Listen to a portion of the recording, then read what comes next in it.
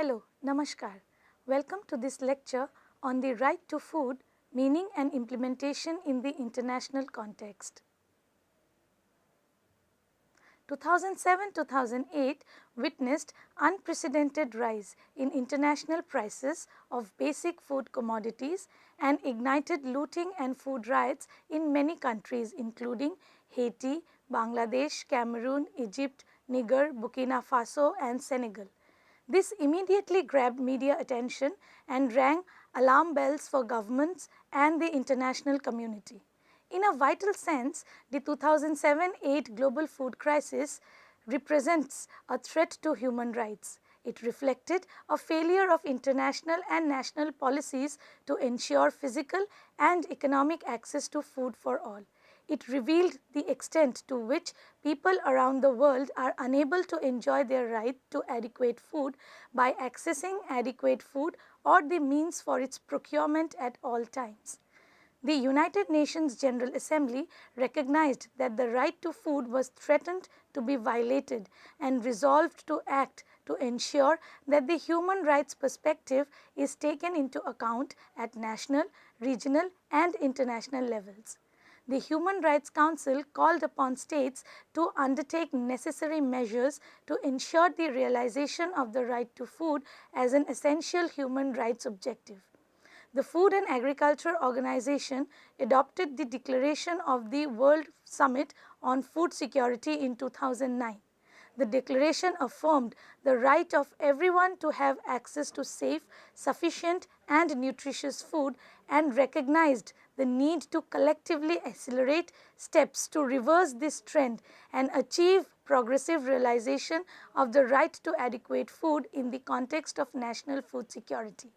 The UN High-Level Task Force on the Global Food Crisis identified a twin-track approach to food security in 2008. It comprised of direct and immediate action to tackle hunger for the most vulnerable and medium and long-term measures of agriculture and rural development that strive to eliminate the root cause of hunger, poverty and undernutrition. According to the Cordoba Declaration on the Right to Food adopted in 2008, the right to food can tackle the structural causes of hunger and contribute to food security for all, and called on the states to place the right to food at the top of the political agenda regarding food and agriculture.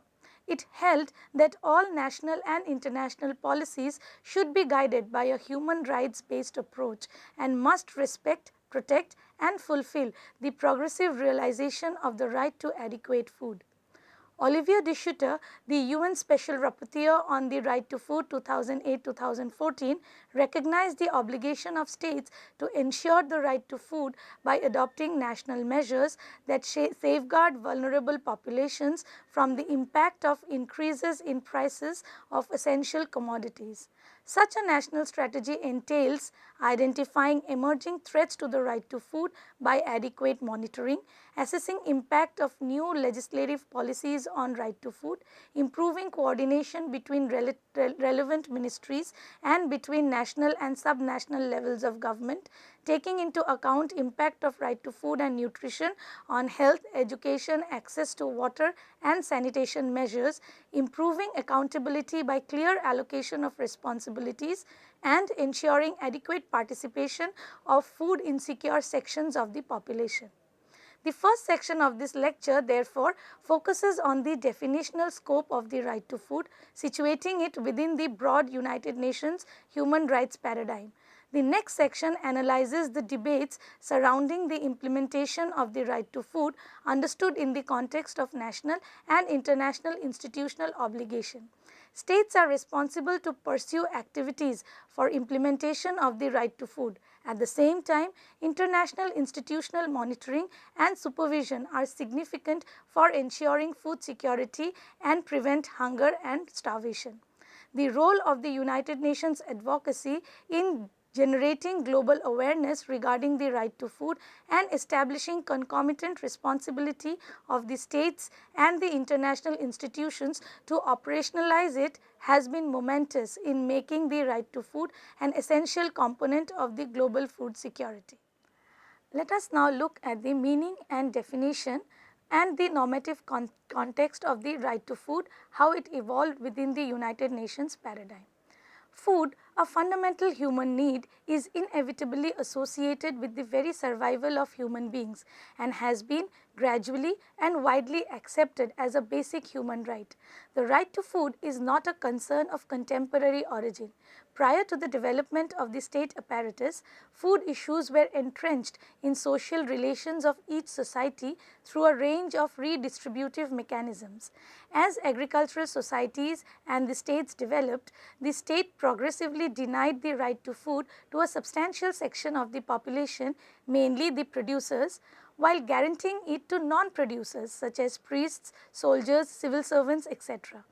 With industrialization, food issues lost specificity as famines and starvation gradually disappeared. However, in developing countries, food crisis still remains a central issue for the rural poor who do not have sufficient land and urban poor who do not have sufficient income and purchasing power. Since the end of World War II, with the proliferation of international institutions and their increasing activism, the right to food has assumed an entirely new meaning and concern in the context of the evolving international context. Human rights concerns were accepted and recognized as international law in 1945 by the United Nations. Until then, such concerns were largely understood at the national level through domestic legal systems. The right to food has been formally and firmly established through a set of international standards including the United Nations Charter, the Universal Declaration on Human Rights adopted in 1948 and the two covenants, International Covenant on Civil and Political Rights ICCPR and the International Covenant on Economic, Social and Cultural Rights, the ICESCR adopted in 1966. The UN General Assembly has recurrently reaffirmed the right of everyone to have access to safe and nutritious food so as to be able to fully develop and maintain their physical and mental capacities. According to it, hunger constitutes an outrage and a violation of human dignity requiring the adoption of urgent measures at the national and international levels for its elimination.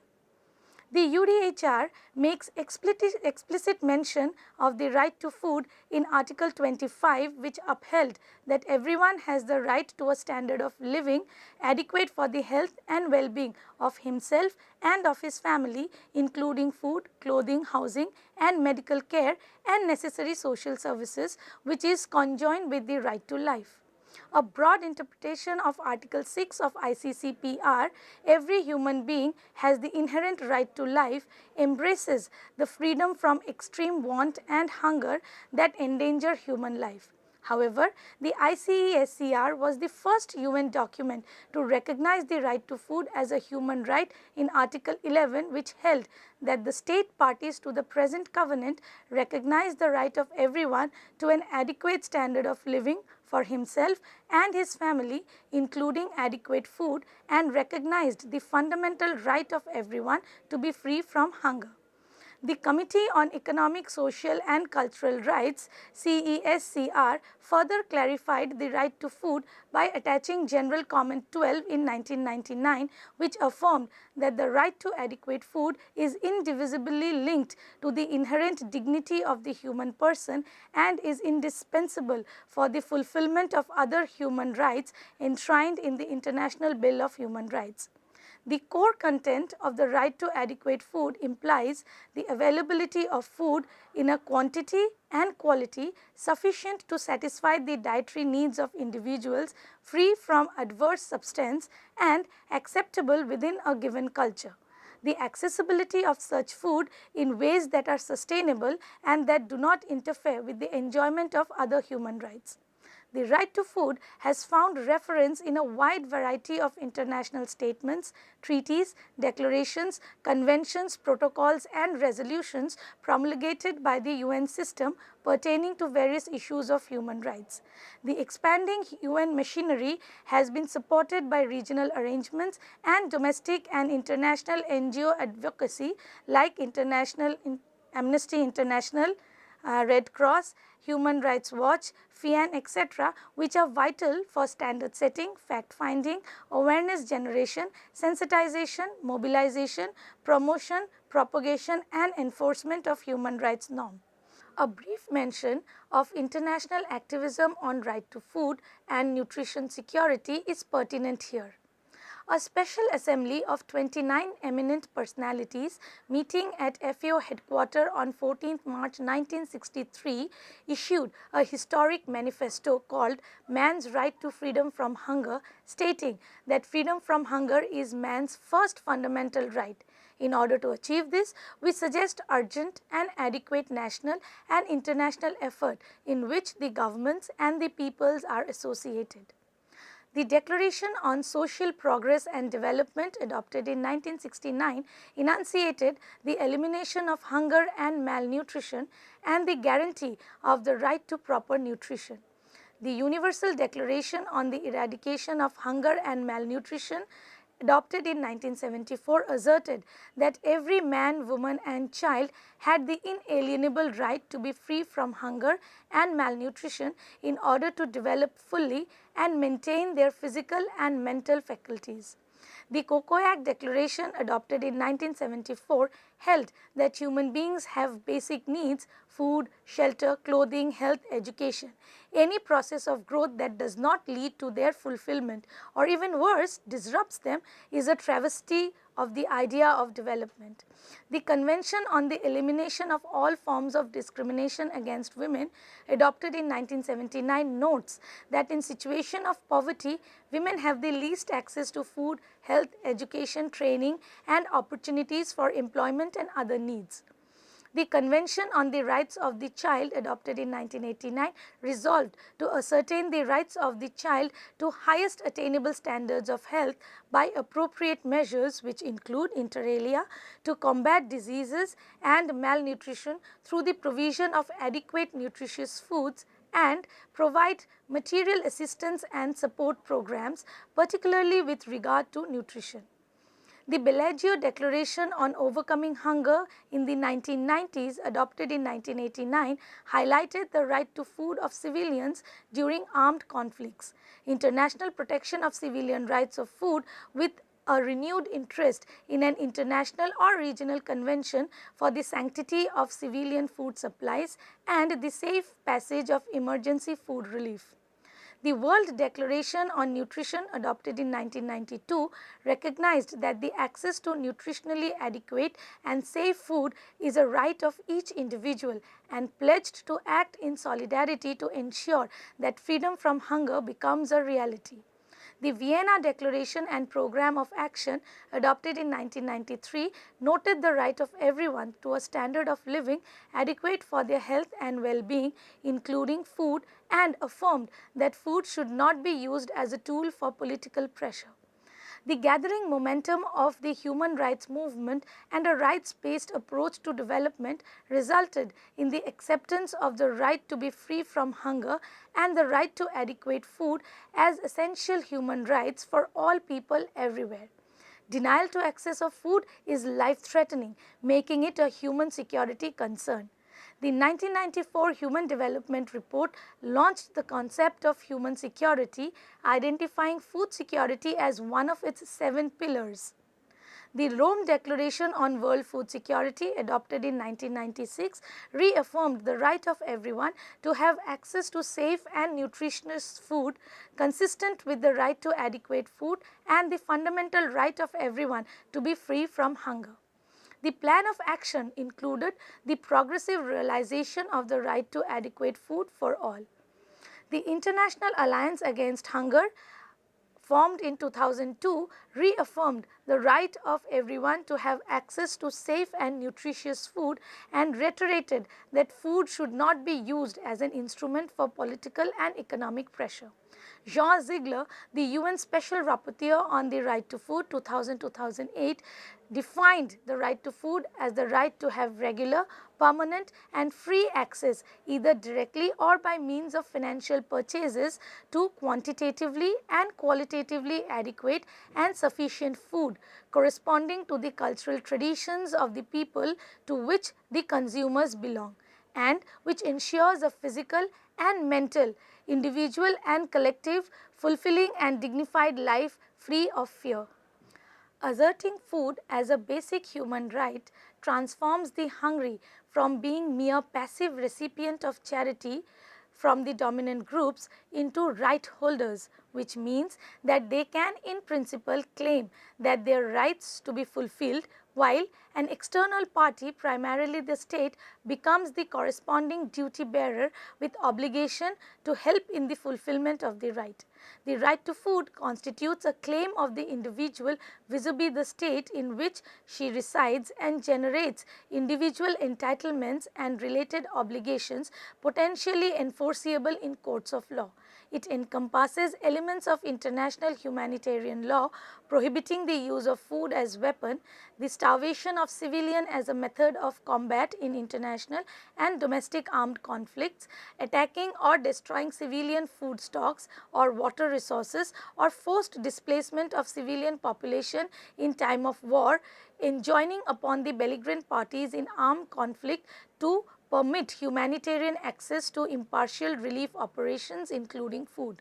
However, no right can be seen in isolation or prioritized over other rights. Hence, right to food will be meaningless without a broad framework of right to nutrition, health, education, productive livelihood and rights of women and children. The right to food also has a qualitative dimension expressed in people's right to specific types of food that they are familiar with, reflecting certain traditional and cultural patterns of their consumption. Preserving the diversity in food sources and the rights of people to maintain their own food habits along with sufficient access to food is essential for nutritional, ecological and socio-cultural perspectives. Undoubtedly, human rights based approach has become an increasingly important rallying call in the global fight against hunger. The debate during 1970s focused on advancing higher food production to strengthen availability and stability of national and global food supply. Attention diverted to recognition of greater role and responsibility of state authorities as essential for prevention of hunger and promotion of nutritional well-being. In the 1980s, the understanding of the causes of hunger and malnutrition was broadened. It became clear that food insecurity was not caused by non-availability of food but due to poverty and lack of access to food. Food security agenda therefore expanded from instability and acute crisis to include the problem of chronic hunger, and focus shifted to households and individuals linked to income and resources. Further, it was realized that food was only one component in a complex set of factors that determined human food security. Health and nutrition were linked with food intake and nutritional well-being, which led to food gradually being included in the international human rights agenda. By the 1990s, the need was felt to pursue the human right to food beyond the technical and policy perspectives. The notion of food security evolved and diversified to become more encompassing and multi-layered. Attention shifted from international to national, to household to the individual as the unit of analysis, from the conventional panacea of food availability to recognition of food quality, safety and micronutrients, and finally to non-food factors relevant for food security.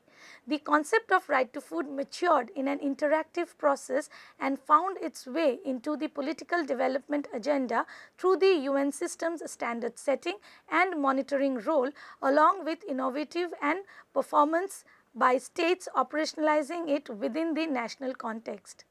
The right to food is part of a human rights system that is indivisible, consisting of a balance between freedom and demands, obligations by the state and duties of the individuals. While the individuals are the subjects or beneficiaries, the notion of human rights is intimately linked to the state, which should respect some limitations on its action and is obliged to actively fulfill human rights requirements. The conventional imperative of non-interference in the internal matters of sovereign states precluded any possibility of international supervision. This gave way to accommodating monitoring of states' compliances with their obligation by the international community via the UN system. The proliferation of human rights instruments, though aids in universalization, does not automatically signal their actual implementation. They are mainly standard setting, their application ranging from making recommendations to adopting declarations, carrying marginal legal obligation and no means of enforcement. The mere existence of the normative framework of the right to food does not ensure protection of the rights or guarantee people's entitlement and accessibility to adequate food. Nevertheless, it is useful to provide clear benchmarks for monitoring and evaluation to which states and international institutions can be held accountable to. The most crucial task is to specify the internal and external obligations of states and that of the international community. Elaboration of the normative content of the right to food must be substantiated with establishment of an effective supervisory mechanism for its implementation.